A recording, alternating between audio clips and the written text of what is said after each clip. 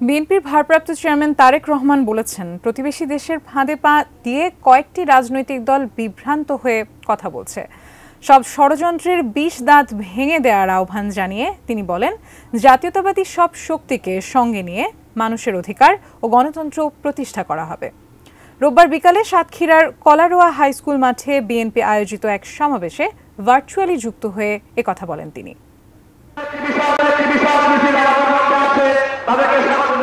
তীব্র রোদ ও গরম উপেক্ষা করে খণ্ড খণ্ড মিছিল নিয়ে জেলার বিভিন্ন জায়গা থেকে নেতাকর্মীরা আসতে থাকেন সাতক্ষীরার কলারোয়ায় হাইস্কুল মাঠে।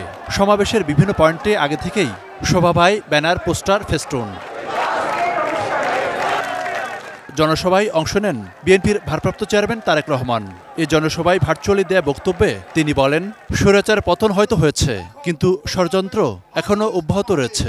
স্বৈরাচারের পতন হয়তো হয়েছে, কিন্তু ষড়যন্ত্র এখনো অব্যাহত রয়েছে। আমরা গত কয়েকদিনে দেখেছি কিছু রাজনৈতিক দল বা সংগঠন বিভ্রান্ত হয়ে কিছু কথা বলেছেন। তারা এলো ভিশন মুশকিল আসান অফার। যে কোনো ব্র্যান্ডের পুরনো ফ্রিজ নিয়ে চলে আসুন ভিশন শোরুমে আর নিয়ে যান নতুন ভিশন ফ্রিজ 20% পর্যন্ত ছাড়।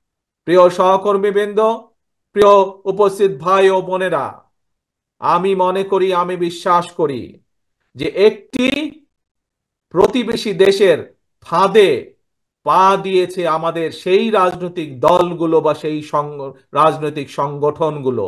সেজন্যই তারা আজ বিভ্রান্তি ছড়ায়, এই রকম কিছু কথাবার্তা তারা বলছে। যতক্ষণ পর্যন্ত জনগণের সরকার প্রতিষ্ঠা না হবে ততক্ষণ আন্দোলন চলবে বলেও হুঁশিয়ারি দেন তিনি। বাংলাদেশ জাতীয়তাবাদী দল জনগণকে সাথে নিয়ে এই দেশের মানুষের হারিয়ে যাওয়া গণতন্ত্রকে পুনরুদ্ধার করব। যতক্ষণ পর্যন্ত সেই গণতন্ত্র পুনরুদ্ধার না হবে আমাদের আন্দোলন অব্যাহত থাকবে, অব্যাহত থাকবে, অব্যাহত থাকবে ইনশাআল্লাহ।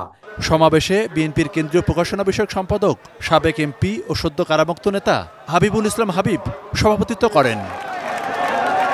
মনিরুল ইসলাম, ইন্টু, 18 নিউজ।